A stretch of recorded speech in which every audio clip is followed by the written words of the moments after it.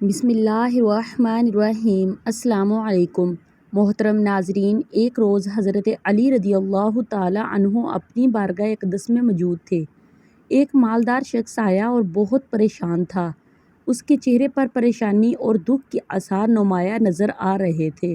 اس نے حضرت علی رضی اللہ تعالی عنہ کی بارگاہ اقدس میں عرض کی، امیر المومنین، میں بہت پریشان ہوں، میری پریشانی آپ ہی دور فرما سکتے ہیں۔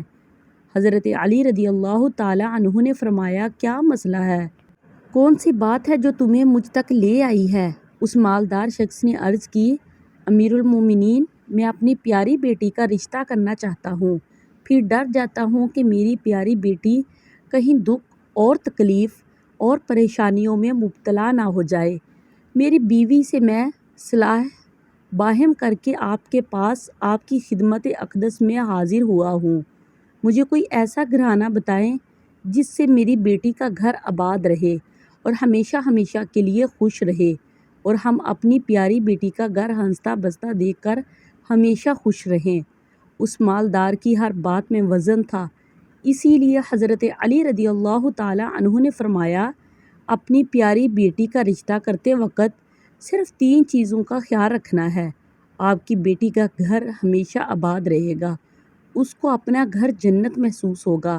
آپ رضی اللہ تعالی عنہ نے فرمایا، باپ کے گھر میں بیٹی تو ملکہ ہوتی ہے، اور باپ اسی لیے تو فکر مند ہوتا ہے جب بیٹیاں باپ کے گھر میں جوان ہو جاتی ہیں، باپ کو اپنے گھر کی 4 دیواریاں چھوٹی لگنے لگ جاتی ہیں، تاکہ اس کی بیٹی کو کبھی بھی گرم ہوا بھی چھو کر نہ گزرے۔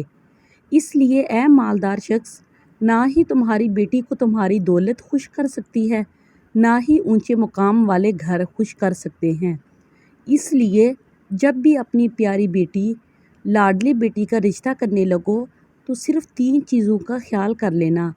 آپ کی بیٹی کا گھر آباد ہو جائے گا، وہ بہت خوش رہے گی۔ مالدار شخص نے عرض کی، یا امیر المومنین رضی اللہ تعالی عنہ، وہ کون سی 3 ایسی چیزیں ہیں یا کون سے ایسے عمل ہیں جن کو ہم جانچیں اور پھر اپنی پیاری بیٹی کا رشتہ کریں؟ حضرت علی رضی اللہ تعالی عنہ نے فرمایا، اے مالدار شخص، یاد کر لینا، اپنی پیاری بیٹی کا رشتہ اس جگہ، اس گھر میں نہ کرنا۔ اپنی پیاری بیٹی کا رشتہ مت کرنا جس گھر میں گھر کے فیصلے عورت کرتی ہو، مرد اس عورت کے فیصلے پر عمل کرتے ہوں۔ اپنی بیٹی کا رشتہ کبھی بھی ایسے گھر میں نہ کرنا، ورنہ آپ کی بیٹی کا گھر بسنے سے پہلے ہی اجڑ جائے گا، برباد ہو جائے گا، آپ کی بیٹی مرجھا جائے گی، آپ کی بیٹی کی دنیا برباد ہو جائے گی۔ محترم ناظرین، اور ہم نے یہ دیکھا ہے، جب بیٹیوں کے رشتے ٹوٹتے ہیں تو جتنی بھی حسین لڑکی کیوں نہ ہو، وہ اس دنیا میں بدنام ہو جاتی ہے۔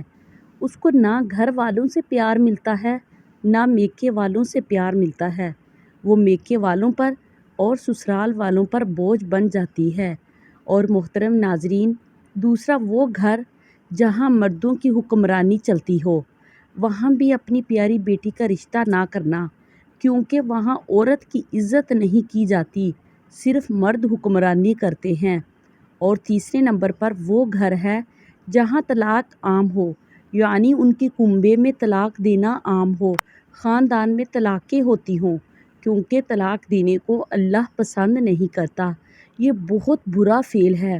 صحیح بخاری کی حدیث میں ہے، باب اللہ تعالیٰ کا قول، اے نبی صلی اللہ علیہ وآلہ وسلم، جب تم اپنی بیویوں کو طلاق دینا چاہو تو اس وقت دو کہ اس کی عدت کا وقت شروع ہو جائے، اور عدت کو شمار کرو۔ احصینا کے معنی ہے ہم نے یاد کیا اور شمار کیا، اور سنت کے مطابق طلاق یہ ہے کہ ایسے طہر میں اس کو طلاق دو کہ وہ جس میں صحبت نہ کی ہو، اور 2 گواہ مقرر۔ ہم سے اسماعیل بن عبداللہ اویسی نے بیان کیا، کہا کہ مجھ سے امام مالک نے بیان کیا، ان سے نافع نے، اور ان سے عبداللہ بن عمر رضی اللہ تعالی عنہ نے، کہ انہوں نے اپنی بیوی آمنہ بنت غفار کو رسول اللہ صلی اللہ علیہ وآلہ وسلم کے زمانہ میں حالت حیض میں طلاق دی تھی۔ عمر بن خطاب رضی اللہ تعالی عنہ نے نبی کریم صلی اللہ علیہ وآلہ وسلم سے اس کے متعلق پوچھا، تو آپ صلی اللہ علیہ وآلہ وسلم نے فرمایا کہ عبداللہ بن عمر رضی اللہ تعالی عنہ سے کہو کہ اپنی بیوی سے رجوع کر لیں اور پھر اپنے نکاح میں باقی رکھیں۔ جب ماہواری حیض بند ہو جائے، پھر ماہواری آئے اور پھر بند ہو، تب اگر چاہے تو اپنی بیوی کو اپنے نکاح میں باقی رکھے اور اگر چاہے تو طلاق دے دے، لیکن طلاق اس طہر میں ان کے ساتھ ہم بستری سے پہلے ہونا چاہیے۔ یہی طہر کی وہ مدت ہے جس میں اللہ تعالیٰ نے عورتوں کو طلاق دینے کا حکم دیا ہے۔ صحیفہ ابن حمام میں ہے اور رسول اللہ صلی اللہ علیہ وآلہ وسلم نے فرمایا، جمعے میں ایک گھڑی ایسی ہوتی ہے کہ اس گھڑی کوئی مسلمان نماز پڑھتے ہوئے اللہ سے کسی چیز کا سوال کرتا ہے تو اللہ ضرور اس چیز کو عطا کرتا ہے۔ آمین یا رب العالمین۔